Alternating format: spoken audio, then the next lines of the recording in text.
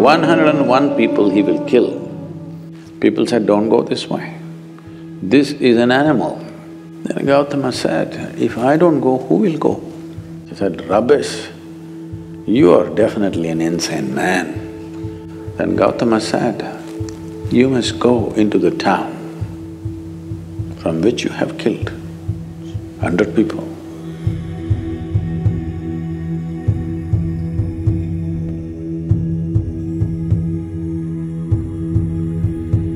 It happened that there was a man.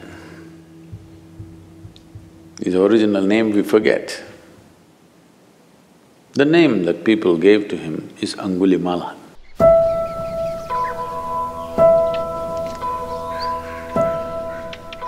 Something happened to him. He felt the society has been unfair to him, became an angry man. You know, when you're young, you think everything is unfair to you. So he became very angry with the society and he took a vow, this town which has been unfair to him, he is going to kill 101 people. 101 people he will kill and he will cut each one of their thumb and wear it as a rosary around his neck, a garland of fingers or thumbs. So he went about doing this. People were terrified to go this way. He is housed in a jungle, but this is the pathway to go to many other places. People got killed. Over a few years, he killed 100 people. He just wants one more to satisfy his lust. So one day, Gautama, Buddha came to this town. So by now, because he's wearing a garland of these fingers, they called him Angulimala, that means one who wears fingers as his garland. He just needs one more finger for him to complete his vow.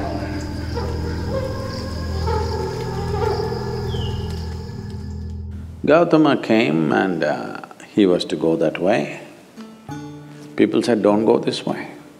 This is an animal. This is not a man.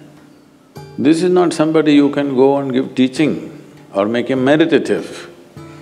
Just don't go because just one more life he wants, we don't want yours to be that one. Then Gautama said, if I don't go, who will go? And he will remain unfulfilled. He just needs one more finger. If I do not go, who else will go? Let me go. So he went.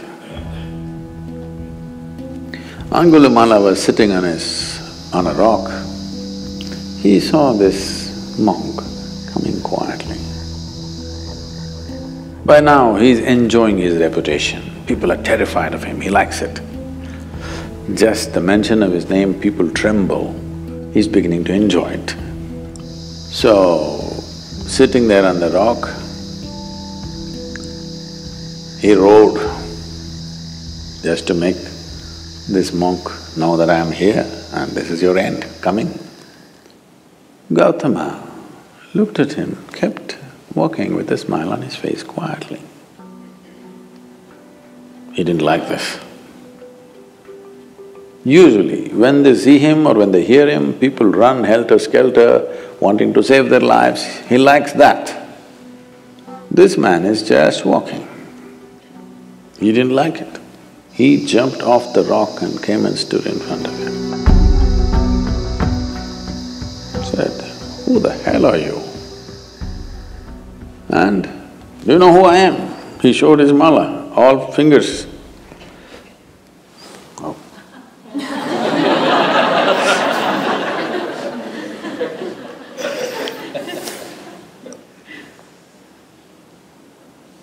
And you know about me? Gautama said, well, I've heard a lot about you. What about it? And he kept walking. Where do you think you're going? You're still going when I'm talking to you? Gautama said, I stopped going long time ago. My going stopped long time ago. I have arrived. You are the one who trying to go somewhere. Then Angulimala laughed, he said, rubbish, you are definitely an insane man. I am standing still, you say I am going. You are walking and you say you are not going. What's wrong with you?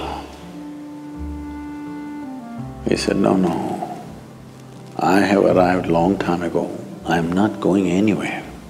You are the one who is trying to go somewhere. But you don't know how to go there. You want my finger? Or you want my neck? Hang my head as a pendant. You got fingers, you can hang my head. Now it'll be a good pendant for the necklace. Because I'm done. I've arrived. It doesn't matter whether I'm physically here or not. You can do what you want. See, the pleasure of this killing is only when you're terrified and you don't want to die. When someone wants to die and they don't care, what's the use of killing this guy? And it looks like even if you kill this guy, your lust for 101 lives will not be fulfilled because this guy doesn't give you the pleasure. Then he said, wait, you tell me, what is this about? You're moving and you're saying you have arrived and you're not moving. I am not moving and you say I'm moving. You're looking for fulfillment in your own way, 101. I'm fulfilled, there's a big difference. And you can take my life. If you think you're going to be fulfilled, do it. Because this is my work, to fulfill people. If it's going to happen so easy that without a teaching, just by slashing my throat, you're going to be fulfilled, just do it, what's the problem? Now Angulimala became his star disciple.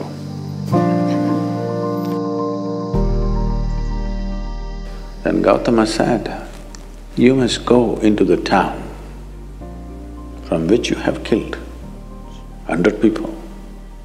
In a small town, 100 people means almost every family has lost somebody to this man. So he made him into a monk. Gautama's monks were called bhikkhus. Bhikkhus means beggars, literally. So he gave him an yellow cloth and a begging bowl. He said, go, look for some food in the town. So Angulimala came into the town as a monk. People saw this and they were terrified, they don't know why he has come. They all went and stood on their terraces because they are afraid what he will do. Then when they saw he's become tamed, he's not the same fierce man, then they started throwing stones at him because each family has lost somebody to him. So he continued, stones hit him, he was bleeding all over. Then when it became… stone throwing became little in excess, and Gautama came in, asked the people to stop and said, this is not the same man. This man is an extension of me. You're throwing stones at me. So stop. There's no point killing this man because this man in a very hard way has come to realization. You can't waste this man now by killing him. And Angulimala became, as I said, a star disciple, went all over the country spreading Buddha's way of teaching, living and knowing. So it doesn't matter what kind of fulfillment you're looking for. You think it will happen with education, or at least you thought.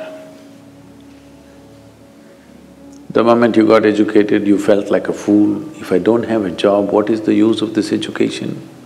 You got a job, you felt great. Then after some time you felt like a fool, what do I do with this money if I don't find that my dream man or dream woman? That happened. After some time you felt like a fool. This goes on.